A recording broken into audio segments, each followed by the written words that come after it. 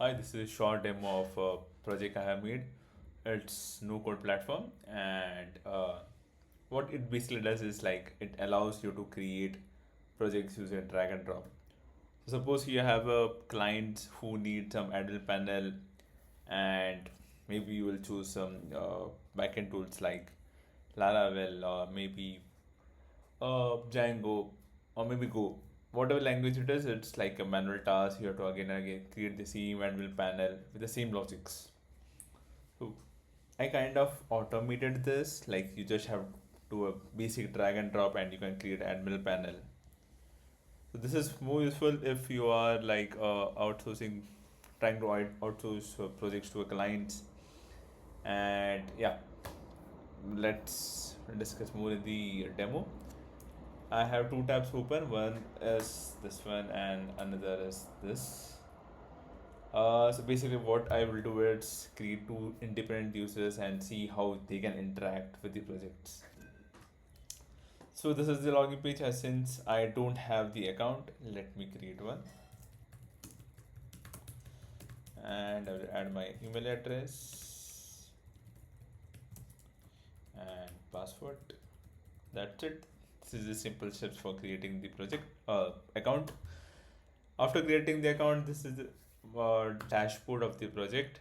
Here you can see your name, email ID, option to log out, and an option to create a project. Since right now you don't have any project or you don't have access to any project, the dashboard looks quite empty. And in the middle, you can see a search bar kind of thing. Here you can basically search projects using the ID and request the access for it. So before trying this out, let's create a new project. Maybe a school project. This is for school organization, or maybe let me name my name like Orange. This is project for yep. So I got an ID for this project, which I can share with users. I want them to use it. So there's three options for this right now. One is public. This is work in progress. Uh, Maybe we can do something like make the project private or link shareable type anything. This is something in work in progress. I need to decide on this. And there's an option to edit. Maybe you can rename it if you want, or do whatever change in the description. So my name has been changed, and the manage is the main option. Here you can see I can basically create tables. Like in your admin panel you have different tables, and maybe you have some foreign relation between among them. Also you have uh, users like some of them you might be approving it, or some maybe you reject it. So same like that, you have a users list. Right now this list is empty since I don't have a second user or a user who has requested access for this project. Let me start by creating table first. In the table, this is a basic drag and drop board, you can say. If you were to build the backend from scratch, you had to manually create the table, do all the handling and all the stuff. Here it is basically simple. You just have to give the table name. Since it's a college project, I can write students table, and usually students have a name, they have an email ID. And one thing to be noted is that there's an option to primary key. Uh, let's keep email as a primary key. If you don't set the primary key for any columns, the ID would be the primary key by default, like in what generally we do in any ORM based frameworks. In Django or in Laravel, you have the ID as a basic primary key, which is an auto increment also. And let me add another field, maybe phone number.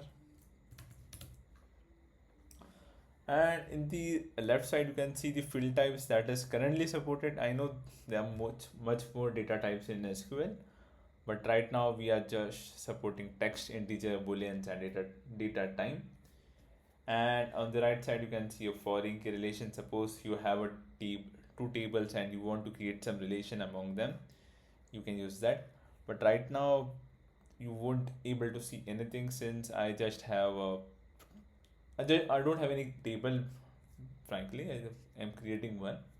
After that I can see some option in the reference table.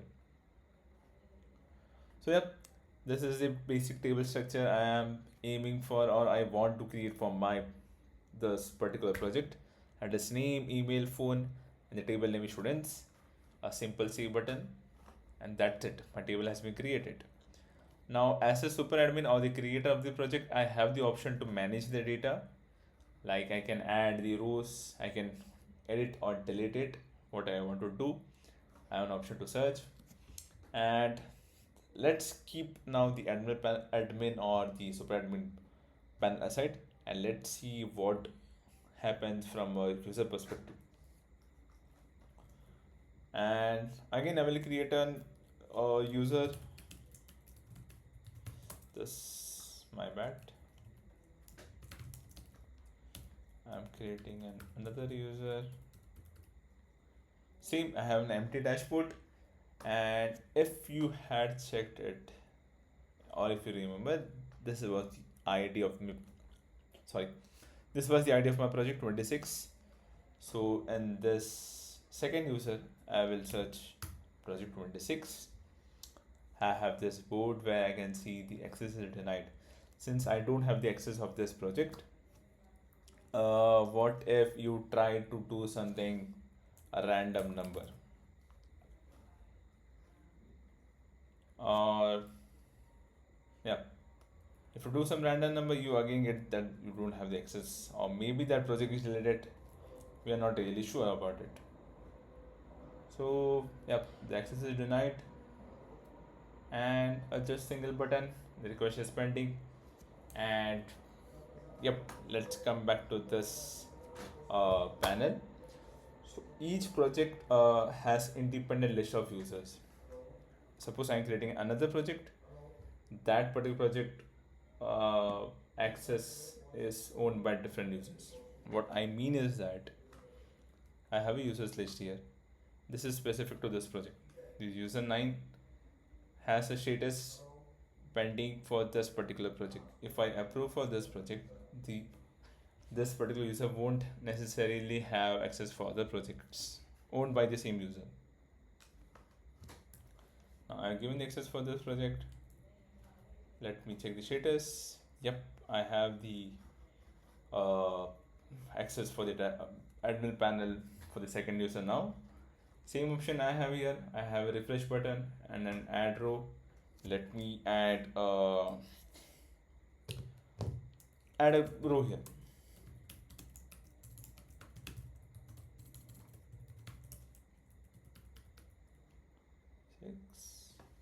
Yep, I have added a row here. Let me check in this super admin if I am able to see this row. Yep, I am able to see this row. I can maybe edit it. Yep, I have edited it, or maybe even delete it. It's like, see, you have the CRUD permission on this. What if the user tries, since I have made email as a primary key, I want it to be unique all the time. So what if the user tries to create a same user again?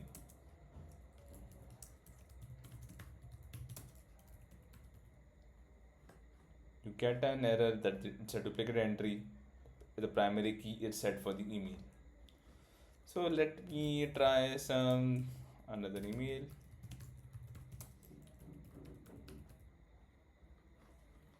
Yep, it is added, and same in the second user. I am able to see the second user, second row. Now coming to the next part, which is the foreign key relation. So I will add another table which is like students marks. I will add an email field. This would be for in relation to that table, and marks table. So basically this would be linked to the students table which I created early, and this is something a new column. Click on the add foreign key option. I have like which is the local column you want to select. So I would select the local column email. To which table? Students table. Reference column, which table of students I want to reference it to the local column, that is email. And display, which columns you want to display. So basically I want to show email, name and phone. If you want to do a cascade update, cascade delete, that's it. Add foreign key and just save it. So you have two tables now, one is the students table and other the students marks table.